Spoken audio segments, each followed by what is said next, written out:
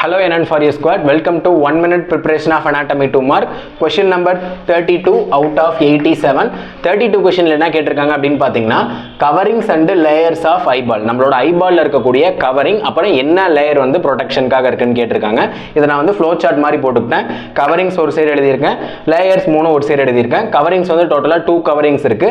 என்னென்ன கவரிங் அப்படின்னு பார்த்தீங்கன்னா ஃபர்ஸ்ட் வந்து கன்ஜெக்டிவா, செகண்ட் கவரிங் என்ன அப்படின்னு பார்த்தீங்கன்னா டெனன்ஸ் கேப்சூல். இது ரெண்டு தான் வந்து பார்த்தீங்கன்னா நம்மளோட ஐயை வந்து கவர் பண்ணியிருக்கு, அதாவது ப்ரொடெக்டிவ் லேயராக வந்து இருக்கு.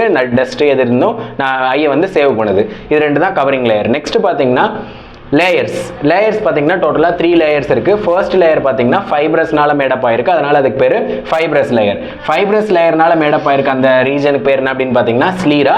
செகண்ட் வந்து பார்த்தீங்கன்னா விஸ்ரல் லேயர், விஸ்ரல்னால மேடப் ஆயிருக்கு, அதனால அதுக்கு பேர் என்ன அப்படின்ட்டு பார்த்தீங்கன்னா கோராய்ட். நெக்ஸ்ட் லாஸ்ட் பார்த்தீங்கன்னா inner layer, inner most layer என்ன அப்படின்ட்டு பார்த்தீங்கன்னா ரெட்டினா.